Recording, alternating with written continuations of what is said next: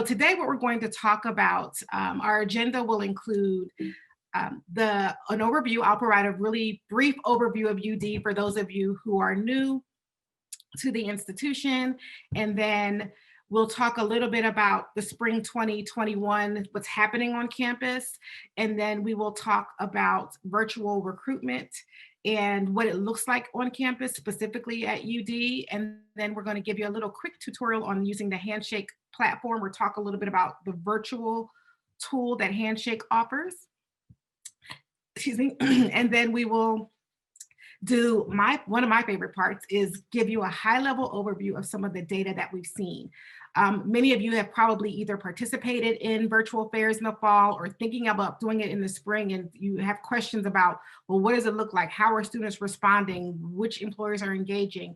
And what is the potential impact? And so we're going to unpack some of the data that we've recently uncovered and dived into. We wanted to see what's going on. We really always want to use data to help inform our decisions and our steps forward. And so we want to share that with you as well to help inform your recruiting plans. Then we'll have some share and learn sessions.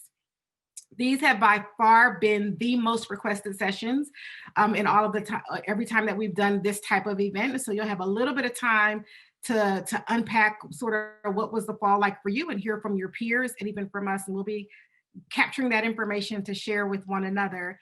We'll also give you some information about hiring international students from UD, and then we'll close out with looking ahead, next steps. And then for those of you who want to chat, there'll be a few of us we'll be available after this session as well. So you'll also have an opportunity, you can get an opportunity to meet a lot of our staff members. Every single sort of section is going to be led by a different team member. So for those of you, if you've been on email with us or phone calls with us, this will be a great time to get to know them as well. So that said, buckle up and let's get ready to go forward. So for those of you, again, who are newer to UD, in case you were not aware, we are a private public research university located in Newark, Delaware. We do have a couple of campus locations further downstate. We are colloquially known as UD. So University of Delaware, UD, any of those names you can use when reaching out and connecting with us. We are led by Dr. Dennis Asanis. He's our president, has been our president since 2016. We have 3 associates programs, approximately 145 or so, a little bit more than that in bachelor's programs, 121 master's programs, and 55 doctoral programs across 8 colleges. And so we have a really sort of a diverse, in terms of academics, programming and curriculum in terms of the activities and the engagement of our students. Some of our largest majors are finance, marketing, engineering, mechanical engineering, electrical engineering, nursing. I mean, it's, as you can tell, with 140 plus majors and the 150 plus master's programs, lots of opportunities for students and to connect with them. One thing that we have about 24,000 students, 24 to 25,000 students at the undergraduate and graduate level, as well as continuing education. And we share this number in detail, but I'd also like you to know if you want to connect with the a staff member and talk in more detail, it is really important to know what the demand in terms of the supply and demand, the number of students that are in a major, and we can provide that information as well. So if you're looking for specific disciplines or you want to know that information, we can assist with that further when we have our sort of one-on-one conversations. Another important thing to note is that 35% of our students are in-state. They are Delaware residents, and about 58% of our students are domestic out of state. And geographically, they are heavily, they come from the DC metro area up through Boston is we draw heavily from those areas. New York, Philadelphia, New Jersey is also, within that range. And so we definitely have students on the West Coast and Midwest, but a lot of our students are from the Mid-Atlantic, the New York, New Jersey area. So that's important information to know as well. We have about 300 student organizations, and they cross over between academic and professional and diversity focused. And so you'll get some information about that as well. And so that just gives you a high level overview of the institution. We have a couple of notable alumni as well. And so we are poised and eager and ready to support your recruiting goals and needs. And so from the recruiting standpoint, what does the semester look like?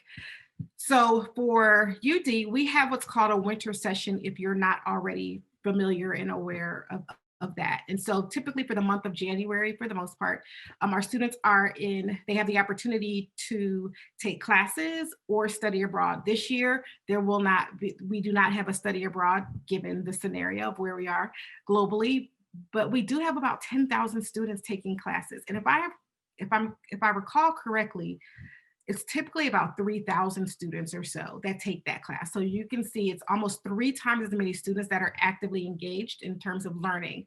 And so it'll be interesting to see where that goes going forward as well. And so for the spring semester, specifically at UD, our semester starts on February 15th. And it will end on May 18th. And again, for those of you who've recruited with us before, we typically have gone much later in May, just because of the winter session. But this year we won't be doing that. We have no spring semester, so we have no spring break this semester, and so classes will actually end on the May 18th, which probably will align a little bit better with some of your start dates when it comes to entry level hiring. In terms of recruiting activities, all of our recruiting activities will be offered virtually this semester. Our team continues to work virtually in doing everything from appointments, our virtual fairs, which you'll hear more about, and things of that nature. We will be virtual this semester. And so that gives you sort of a high level overview of the university, what the spring is going to look like for UD. And now I'd like to turn it over to Jill, the director of the Learner Career Services Center, housed in the Learner College of Business. Awesome. Thank you, everyone. Lynn, can you give me a thumbs up that you can hear me? Okay, good, because I have 2 different sets of these headphones, and my son keeps stealing the one where the microphone works. And he, after lunch today, I was like, okay, if you take my headphones again, I'm going to make you a liverwurst sandwich for lunch. So, although he might like liverwurst, I'm not sure. I know I used to eat that growing up. So super excited to welcome all our VIPs here today. So happy Thursday, happy 2021. I wanted to remind everyone, we have this wonderful little chat feature in Zoom. So as we go through our slides, if something pops up, like, let's not wait, put it in the chat box, and so we can actually answer your questions in real time, and we're not having to go back to them. So if anything pops up for you, or if you just want to say you like liverwurst, go ahead and put it in the chat box for us. So what are we hoping that you all will take away from this session today? I certainly don't need to read through the bullet points, but I do think that there are some good points to make here. Best practices for virtual recruitment. Clearly, we have all gone virtual, with our events, and some things are working and some things aren't. So I think one thing that we aspire to do here at UD is to bring everybody together to share what's working and what's not. I mean, I know we're all competing together sometimes for the same students, but I really do feel that we have created this community that is much more of a sharing community. We want to keep the applicants, the students, the alumni engaged. We certainly are seeing a lot of disengagement from our students, from our alumni this past year because of everything going virtual. So sometimes it can be a little bit difficult to connect. So we would love to hear and we'll love to hear and talk about different strategies for keeping people engaged. We also know budgets have been cut. So how are we increasing the reach with the limited resources? Maximizing the virtual platforms. We were actually just having a conversation about some changes that are being made or different platforms that are being offered through Handshake to employers. And so we were having that conversation. I wasn't aware of some of those updates that had come. So I know we're all inundated with tons of emails and It's hard to keep up with that. And then certainly the best timing to reach students. As Lynn had mentioned, UD is certainly unique. We're always a little bit later in the game because we start our spring semester much later. We know that there's a lot of career fairs that happen in January. However, our winter session typically happens then. But to add on to what Lynn said with we have over, I think, 10,000 students in classes during winter session right now. So I don't think that we really have to wait until February to engage our students. Now, our career fairs are going to be predominantly in February. However, the prep and the leading up to that spring semester, I think for us, it's a great opportunity for us to engage the students because they're already here they're already online taking classes. So I believe the next slide that we have here is about a poll. I think the last time we did this employer meeting, we called it a pepper in the poll. And so we are going to launch that poll here, and we're very curious about how many adjustments that you have made to your recruitment timeline. I know from my conversations with students, some are not hearing back. Some have said that employers are moving the timelines up. Some are saying they're moving them back. So we're definitely curious to see what your timeline is, because I think that will also inform us as we talk and engage with our students. So we've got about 50% of the vote in. Let's see if we can't get that upwards of 90 to 95% in. So we know this data is very accurate of the participants that we have here.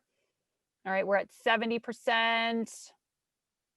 Click that button if for some reason the poll's not working. Go ahead and put that in the chat box. I see no one has broken the chat box yet to say anything, but please don't hesitate to do that. Okay, so we closed the poll, so we're going to go ahead and share those results. So it looks like the majority of you are maintaining the same timeline as usual, so about 81%.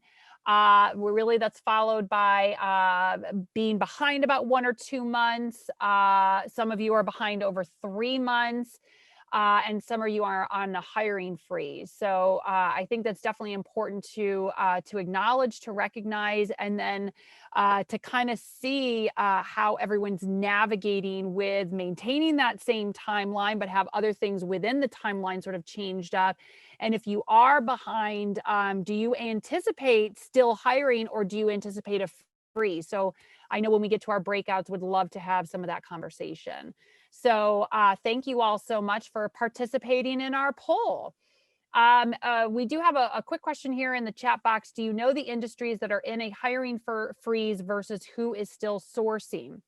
I don't know if we have any national data on that right now, but it would certainly be interesting for us to maybe do a little research. I don't know if NACE has put on anything in there about hiring freezes.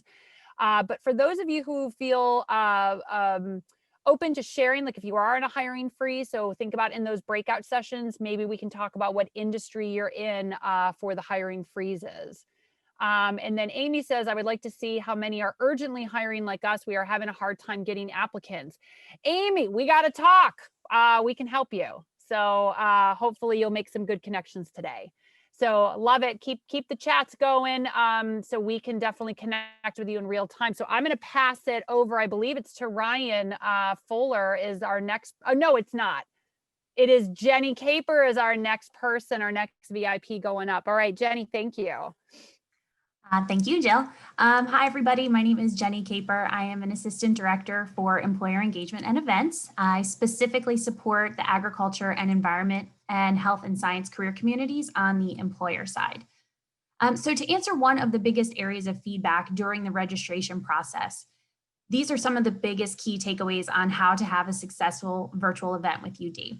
As Jill mentioned, just as a reminder, please share your questions in the chat box. I'm going to be covering quite a bit of information, so please share them and we will do our best to answer them as they come up. So some general best practices in virtual recruitment. So create your event at least 3 weeks out in Handshake or whatever platform your partner schools use. This is going to help us know what's coming, plan our marketing, help package everything appropriately for students and get it to the targeted student audience. Alert your Career Center partner to assist with advertising to the students.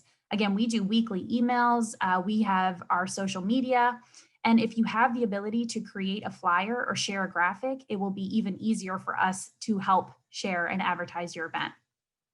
Reach out to applicable RSOs, so that's registered student organizations, to invite them to participate. If you provide enough notice, many times RSOs will build their weekly meeting around your event. A lot of RSOs need participation points. They need to be active in the community, and this is a great way to do that all while promoting your event and your hiring needs. Create a social media campaign to help with promotion. So graphics, flyers, LinkedIn, and hashtags all help to promote your event. Share with us, and we will be happy to share that out as well. Invite past applicants or former interns to share the news. Who will be a better walking advertisement than someone who worked for you? And if you have any faculty contacts, let them know by making the event into a PowerPoint slide. They can add it right to their presentation for class. Make it as easy as possible to share your information with students. Next slide, please. Some best practices for virtual events. Please keep your events to about 30 to 45 minutes, inclusive of the Q&A. Most students are on Zoom all day, and while they are interested, they are tired. Zoom fatigue is definitely real. Keep it interactive as much as possible. Include polls, audience participation, and many slides about your business. Who is presenting the information definitely matters. Include recent hires, current interns, and alumni completely resonate with the students. Students kind of need to see themselves fitting in with your organization. If you are recruiting young, energetic talent, your presenters and your presentation should reflect these traits. And definitely take the time to write a robust event description. Who will be presenting? Who do you want to hire? What positions are you filling and where? Especially if you're a national company where the positions could be anywhere across the country, students want to know this information. This is what they read in order to decide if the event is for them. So if you hope that, if you want students to be interactive and have their cameras on, tell them that when they sign up for the event. If you are going to have a conversation instead of just a lecture, tell them that so that they know what they want to get out of attending your event. Next slide, please. Jenny, can we interrupt real quick? I'm just looking in the chat box here. A lot of talk around RSOs, what RSO means. Ryan put in there the link to the student organizations. But even just, if the RSOs are not responsive, make sure you work with your liaison. Absolutely. Okay. I just wanted to make sure we put that in there, and anything else you wanted to add around RSOs, because there's a lot of chatter going on. Sure, and we can make sure that link is shared out with everybody as well. We have a lot of academic RSOs. We have some that are just interested in particular industry areas. So take the time to kind of filter through that, and I think you'll definitely find some that will fit your either hiring needs or something that might align directly with your company. Okay, so general practices for after a virtual event. So after an event, reach out to all the attendees and invite them to apply through Handshake or your applicant tracking system, and then let them know about the timeline for the respective roles. When will you be making your decision? When will they start? How long is the program? It can be really frustrating sometimes for students to sit there and have no idea whether they're still in consideration or if everything, is still in the process. So, and let them know who they can reach out to with questions. And if it isn't you, make sure they have the right person and their preferred method of contact. If they are chosen to move to the next step and you have a significant amount of time before their start date, create a Keep Warm campaign. This could be monthly touch points to just maintain a relationship and inform new hires about business notes. It's a great way to prep students for what is expected of them, advise them of important dates. Do they have paperwork due? Do you have any new exciting things happening in your company? Definitely share that out so that they're aware of what's going on and they feel engaged in the company. Next slide, please. Okay. So these are some virtual engagement opportunities that we have and would suggest you might consider. Something that was incredibly popular over the fall semester was the Industry Insight Nights, where we invite organizations to host 30-minute sessions on either Tuesday or Thursday evenings on topics such as company culture, insights, career opportunities, day-to-day operations, and more. So we are encouraging the Industry Insight Nights to replace the traditional information session offerings. Again, it's that Zoom fatigue, keep it short and sweet, helping everybody see and get an overview. It really kind of gets down to the core of exactly what you're looking for and kind of cuts out some of the unnecessary things. You can always schedule and invite students who want more information to another session, but this is really to try and provide that high level overview. We also suggest a virtual day in the life of. You can have a recruiter walk through your organization. You can show them videos from your organization. And if you have alumni from UD who are working, have them create a quick bio on what they're doing. You could participate in career panels, speed networking events. You could do an employer in residence where you can offer one-on-one time to speak with students for maybe 10 or 15 minutes. We can help you organize all of that. Again, with that RSO outreach. And you can also participate in a tech takeover where we could let you take over our social media channels, and all day you can talk about different ways that your organization is doing X, Y, and Z. You can highlight some of your senior level leadership. You can highlight some of your interns and ways that you're interacting with UD. Next slide, please. And this is our full calendar of spring events. Registration is open for all of these events in Handshake. The calendar is also open to you for virtual interviews. And just a reminder, because we are virtual, we cannot sell out on important dates anymore. Everybody is available to take any date that fits well with their recruitment schedule. So our virtual interview program is ready to go. We're going to get into some of the big changes that we've made for the fairs and meetups, and I'll kind of explain that in just a second as to why some of these changes are important. Next slide, please. All right, so virtual fairs through Handshake. As Lynn mentioned, we will be running all career fairs and meetups through the Handshake platform again.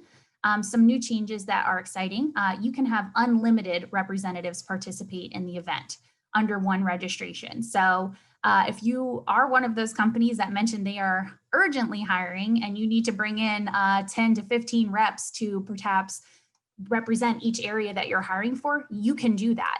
And there's no extra fee for that, which is a little bit different than how it had been previously.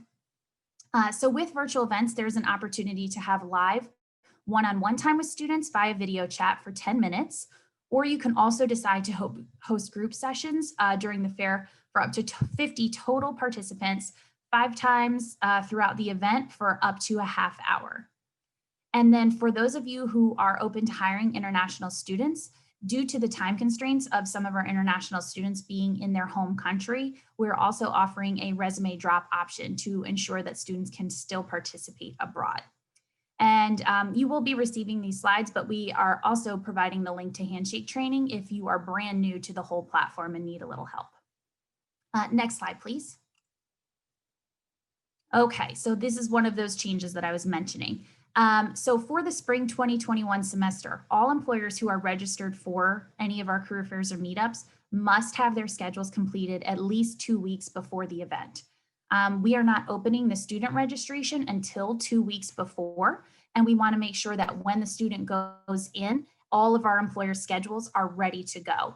We want to make sure that not only is the employer process seamless, but the student's process is seamless, and that they don't get frustrated that your schedule is not available yet. And then that puts a lot of the onus on them to keep coming back and checking to see if your schedule is ready. So one thing we want to make sure is that you do not over preference yourself.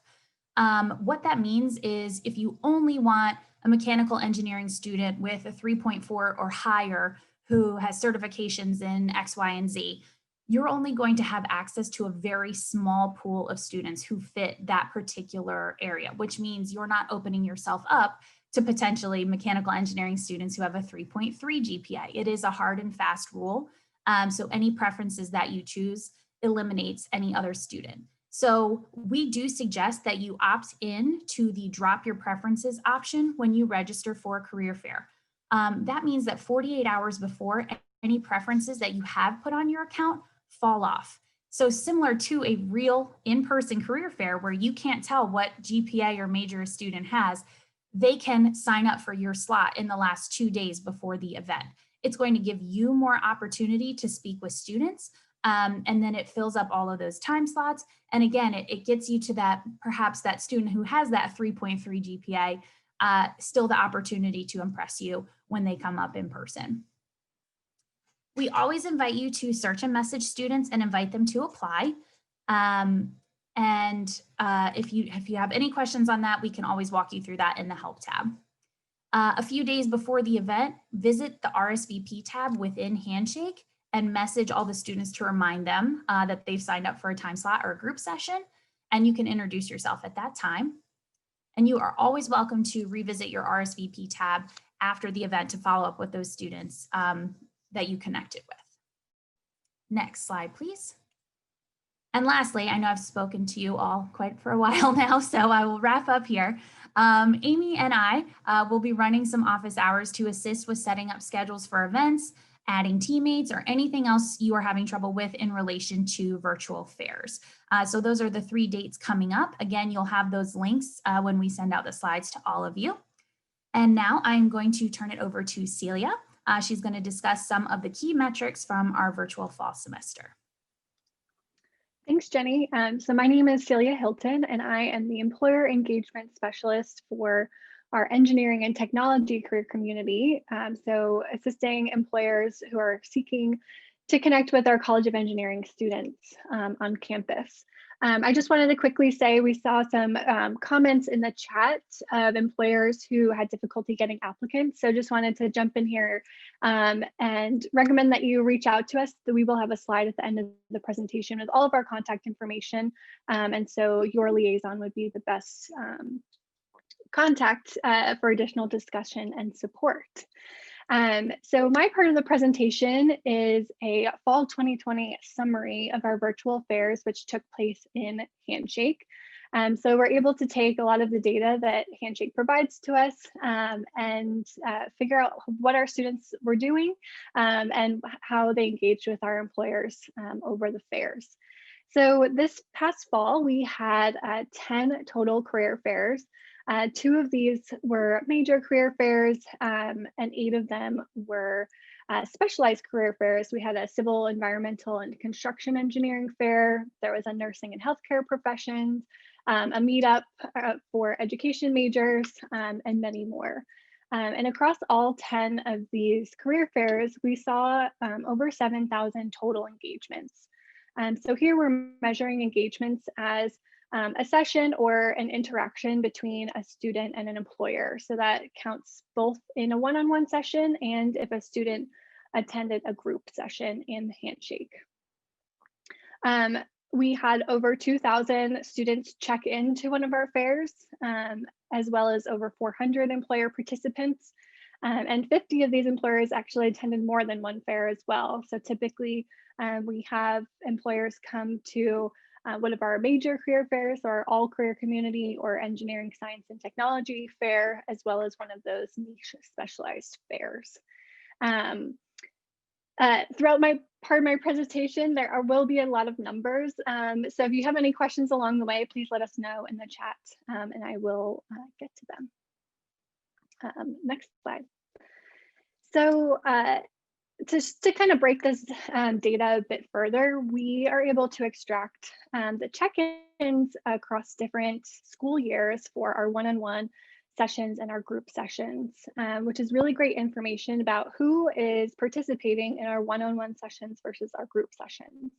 So you can see on the left-hand side of this slide, in our one-on-one sessions, we're seeing predominantly seniors attend the one-on-ones with recruiters, and shortly followed by juniors and then sophomores. About 23% of the sessions offered to students across the entire semester were filled, but please don't be discouraged by this. If you're schedule is not full, students who do sign up, there's about a 94% check-in rate. So that means that of the students who sign up to meet with you, we found that 94% of them did check in to meet with recruiters. Students averaged about 4 one-on-one sessions over the semester, which is actually twice as many as other doctoral university career fairs, which took place in Handshake. So in benchmarking ourselves across the whole platform, we're well above that average of one-on-one sessions with employers. In our group sessions, we see this interesting trend of freshman participants in group sessions. So these sessions could be seen as a great avenue to capture the attention of new students who might not be ready to speak one-on-one with recruiters, or are just attending our fairs to gain industry insights or learn more about your company, or just kind of scoping it out. There are a lot of group sessions available, a lot of slots. As Jenny said before, there's 50 slots available for each group session. So while these sessions do have a lower check-in rate, I still think that there's great utility in capturing an audience who might not feel ready to talk to a recruiter about a specific position in a one-on-one session yet. Our students attended an average of 2.2 group sessions over the semester, which is right in line with other doctoral universities utilizing this platform. Hopefully this data encourages you that our students are indeed interested in speaking with you. As Jenny mentioned, we recommend having multiple representatives available for one-on-one sessions. That way, student schedules can fill up before yours do.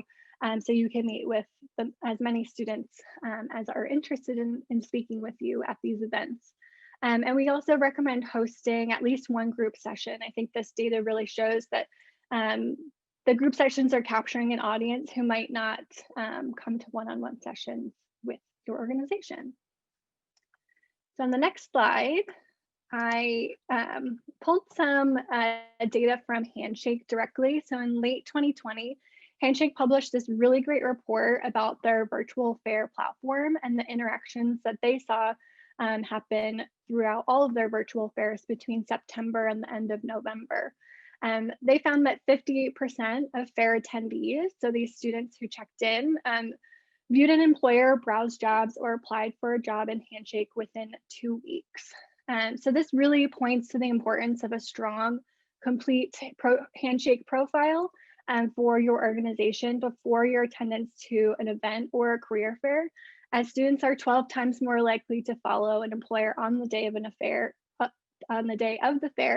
and 1.5 times more likely to submit an application the next day as well. So, you know, it's important to have a robust Handshake profile and have your jobs ready to go in Handshake, have them approved, and ready to offer as an action step for students. You know, it's obviously important to have a next step, an action item when speaking with students as well. So we encourage you to encourage them to apply to your postings that are in Handshake and to follow you in Handshake. And what that does is allows the student to be alerted when you post a new position or an opening in Handshake. If you have a career fair registration, they will be alerted, or if you post an event as well.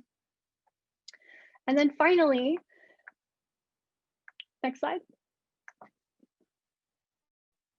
And then finally, I just wanted to leave you with some sentiments from our students about these virtual fairs the past semester.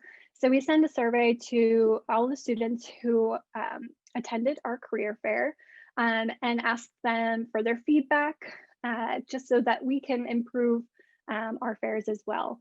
And so our team pulled out this great quote from a student, which I thought I'd share with you all today. Saying the career fair has always been such a great resource for me to learn about companies and internships available. This year, I really enjoyed that I didn't have to wait in line for the recruiters and was just able to sign up for a time slot ahead of time. While I missed the in-person interaction, I did think that this went really well, which is a very positive sentiment and was surrounded by other positive sentiments from other fair attendees. I also put here our Net Promoter Score. So we asked the students how likely they were to recommend the fair to other students. And a score above 0 is a positive sentiment. So here our Net Promoter Score was just over 16. And to put that into perspective, our students gave a score last year over the same course of time, over the fall semester, of 5.17. So we almost tripled our Net Promoter Score. So we really feel like they are liking this new format and do see utility in being able to sign up for their schedules and kind of make the fair work for them. So I hope this is encouraging to everyone to know that our students are engaged. And again, we encourage you to register for the fairs in advance, get your schedules complete, make sure your Handshake profiles are robust, and have those jobs posted early. And then next, I am going to hand it over to Ryan. Thanks, Celia. Hi, everyone. My name is Ryan Fuller. I'm an assistant director at the Career Center, and I, along with Celia, work with our engineering and technology career community. So we're going to stop talking at you all and do a little bit of discussion. Before we do that, we're going to add another poll in. So we all know that our physical work locations have changed a lot during the pandemic. So we're going to poll everyone just to see what everyone's current physical work situation is. Are you back at the office? Are you working from home? Do you know you're going back, but just not when? Or are you doing a hybrid sort of work situation? Right. So we have about 80% of the folks that voted. So I think we can go ahead and close our poll. So it looks like most of you all are doing a hybrid work situation. So a combination of working from home and in the office, followed pretty closely by working from home indefinitely. And then 21% have returned to the office. So thanks all for sharing that information. That's really interesting. So so now we're going to do our small group discussion. So we find that everyone enjoys and gets a lot out of these sessions where we're able to learn from each other, share best practices, share challenges and concerns, and come up with some creative solutions to some of those concerns. So we will be put into small discussion groups for about 15 minutes, and we're going to just discuss topics around what we learned from the fall in virtual recruiting, what worked, what didn't work, some innovative ideas that some of us have seen in virtual sessions, and then what are some practices that we hope stay in 2020, and what are some practices from 2020 that we hope continues on into the future of recruiting. So I'm going to go ahead and let Amy break us out into those groups, and then we will come back and discuss what we all learned into the larger group. Okay, everyone, welcome back to our session. I think there might be just a few more folks in breakout rooms still, so I'm going to just wait a few seconds until we get to our large discussion where we can share what our groups learned. You should be good to go. Thanks, Amy. I was just about to message you to ask if everyone was back. So, so thanks everyone for taking the time to join our small group discussions. And so we're just going to go around the room and I'm going to ask our Career Center leaders to just share any key takeaways that they had with their small group discussions. Maybe we can, and of course, anyone, in that group, when I get to your group, if you want to hop in and share a successful event or tip, that would be great. But everyone will have access to this Google Doc so that you can reference back later to all of the group's notes from our session today. All right, so I guess I'll start.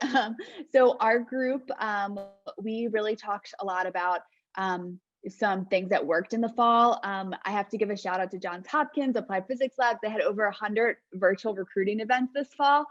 So over 15 platforms. So that in itself is an impressive feat. But I think what they saw that worked really well was, having sort of inviting multiple universities, becoming familiar with the platforms was definitely a struggle that across the group we shared, you know, getting comfortable with Handshake or Career Fair Plus or Brazen or whatever the platform was. All different schools that we work with use different platforms. And then another thing that I thought was really cool, just to get to get staff kind of on the same page with utilizing the platforms, was having a pregame meeting right before the virtual sessions to make sure that everyone's comfortable with the platform that they'll be using for that virtual recruiting event. It just helps the staff to strategize and kind of get together right before the session to hopefully have it go really smoothly. And then in terms of what we hope kind of stays in 2020 and what we hope continues, a lot of talk around the virtual career fairs. I think, you know, a lot of us kind of want that hybrid approach where we can maybe do some virtual and some in person. Virtual career fairs have definitely been helpful in cutting down travel time and allowing companies to connect with more universities. So that's a little bit about what we talked about. I'm going to pass it over to Jenny so Jenny can share a little bit about what her group said. Thank you. So we ended up talking more in depth about virtual career fairs in our group, kind of what that looked like, some strategies for how to, you know, apply that and how to get the most out of it. So we didn't quite stay on topic, but we did have some good conversation there. But one of the things that two of our organizations were able to successfully do, which was transition all of their onboarding to an online setting, which has really saved them a lot of time. You know, being able to get their new hires, especially the two organizations that were in need for urgent hires. You know, it's helped streamline that process. They are able to get everyone in quicker. And, you know, it's really made their life easy. It's always something they wanted to do. And then kind of moving into this COVID situation, it kind of forced their hand and it got them all set up a lot quicker. Great. Thanks, Jenny. Danielle. Sorry from technical difficulties.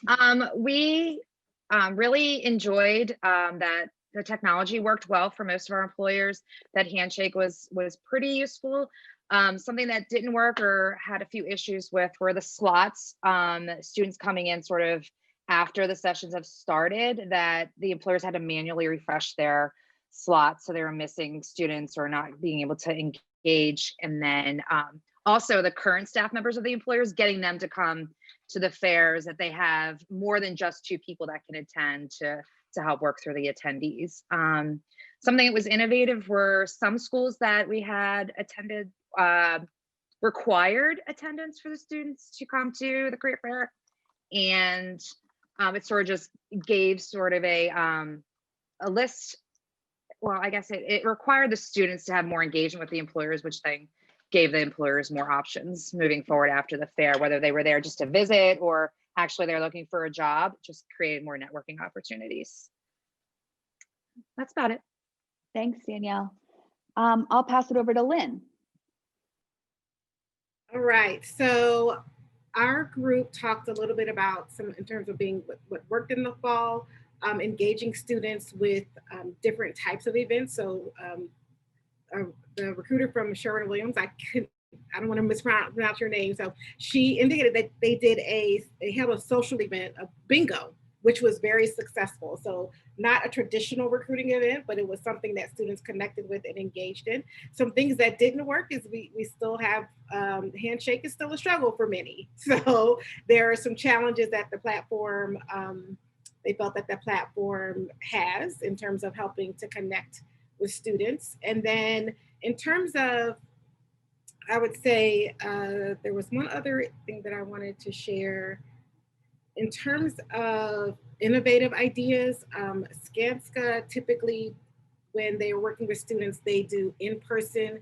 They have historically done in-person events in terms of tours of their construction sites and things of that nature, but now they're using a software that allows them to do a really a good job of offering virtual tours.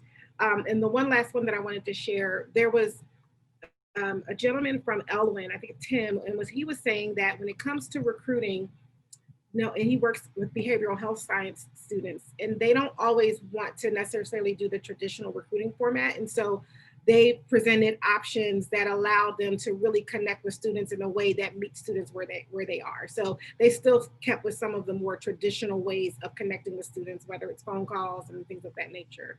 So those were a couple of things that I think stood out for us. And the thing that stood out for us with that was that it's important to know your student audience and learn them. And of course, for you all recruiting at 100 different schools, every university is going to have a different approach, every discipline. And so the more time with the university and with the students will help you sort of gain an understanding of your audience. And then hopefully as a career center, we can help craft experiences that will support. Thanks, Lynn. Celia.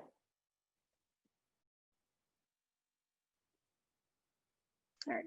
I just wanted to, I saw something in the chat from Don Hubbs asking about more information about the virtual tour. So just wondering if the Sconsa rep wants to give a brief overview for the group. Yeah, so it's a program called Matterport. It's heavily used in like real estate companies. Skanska is a construction company, so we use it to sell future projects and work with our clients. So if you ever go on to Zillow, if you ever do a virtual tour of an apartment or a home, it's the same platform that they use. So we use that to do tours of our project sites. That's really interesting. I've never heard of that before. That's cool. So our group, we talked a bit about information sessions and the utility of that in this virtual environment. One of our participants actually attended the Raising the Bar in Virtual Recruiting over the summer and took away some of our key points and utilized them and found them really helpful this past semester, which was awesome to hear. So keeping the information sessions short and to the point and using a lot of visual aids and a robust follow-up procedure. As well as the representative from Siemens Healthineers found the industry insights nights very helpful, like the night or the day before the career fair, just to have that information session with students and then invite them to attend the one-on-one sessions at their attendance at the major career fair. And then, these virtual platforms offer the ability to speak with students at all times throughout the day, as well as another thing that someone mentioned. So you can have later night sessions when students might be more available. You could have lunch and learns, you could do breakfast. You're kind of open-ended in the times that you're able to engage with students. Yeah, and that's kind of some highlights from our discussion. Thanks, Celia. And finally, Jill. Awesome. So we certainly talked about some of the challenges that arose, and I think they've already been talked about here. But one of the takeaways that I really that I thought was pretty cool was that one employer is using it's a platform called Brazen, but they're using it to do weekly text chats from their phone with candidates. So candidates can sign up for like a 2-hour window with a recruiter or with, perhaps, as like a manager or director in there, and then the students will just text right from the comfort of their own, couch while they're binging Netflix. So I thought that was kind of a cool strategy that they were using, just a different way to connect with students, because we know students are glued to their phones and love to text chat. So I thought that was, we got cut out. We were in the middle of a great conversation, so I apologize. I did not manage our time very well to my group. All right. Thanks, Jill. And just as a reminder, we will be passing along the notes to everyone and a follow-up email after the session today. And I'm just going to pass it back to you, Jill, because you're going to talk about international students. So go ahead.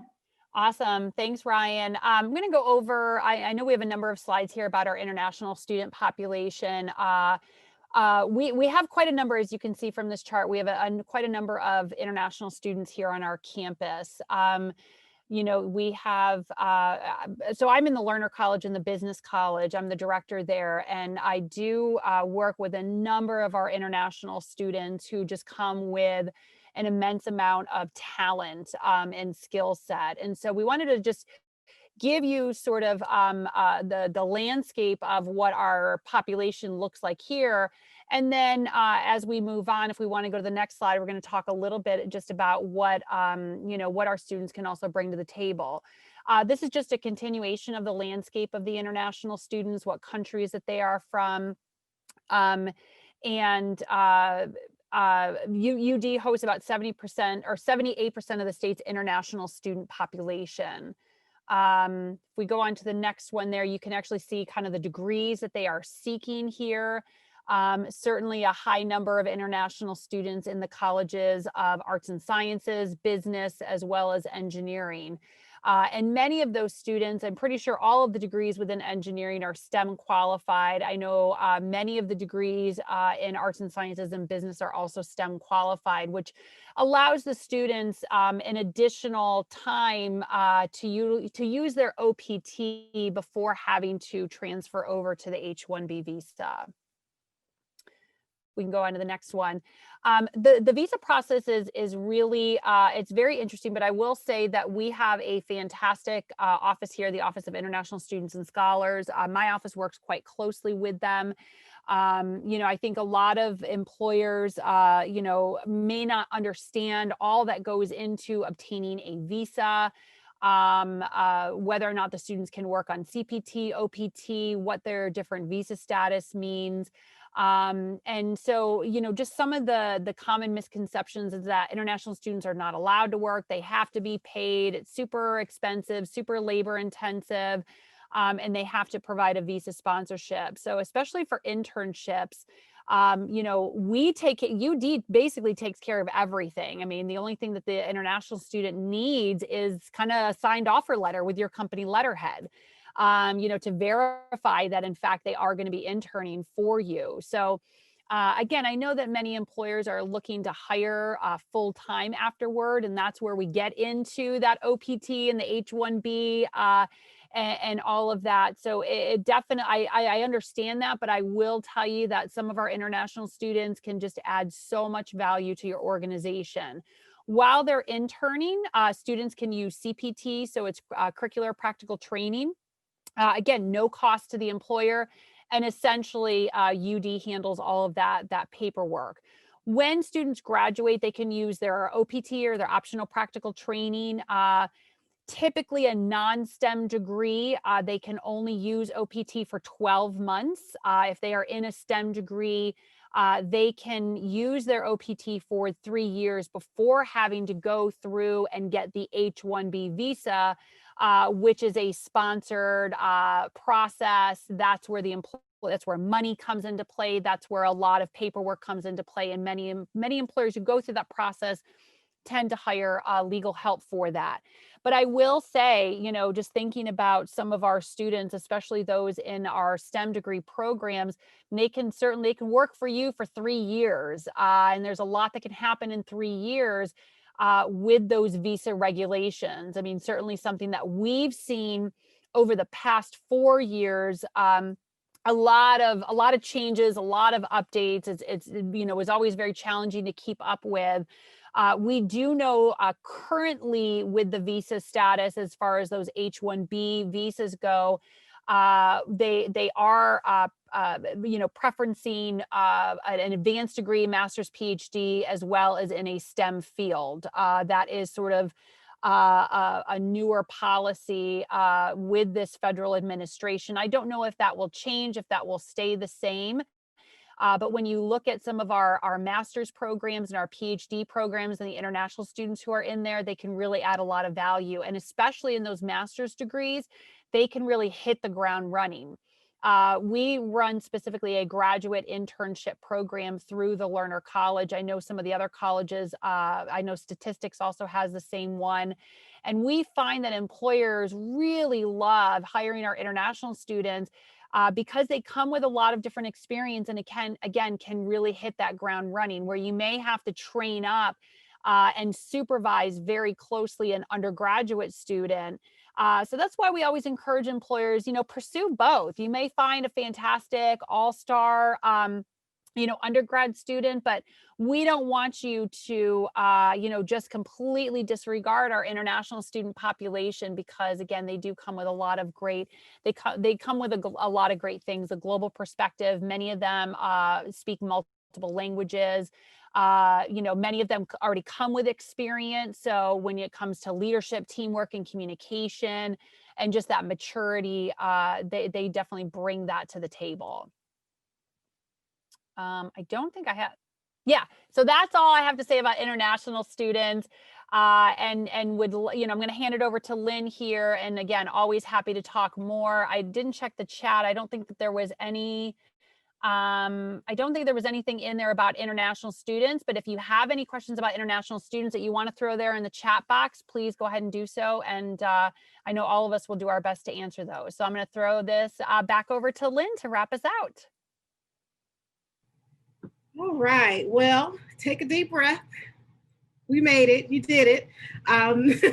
The last few resources that we want to share with you today, I'll go through them pretty quickly, but you'll see when you get the presentation, there will be live links, so you can go in and go deeper in the content, and then always reach out to us for additional questions.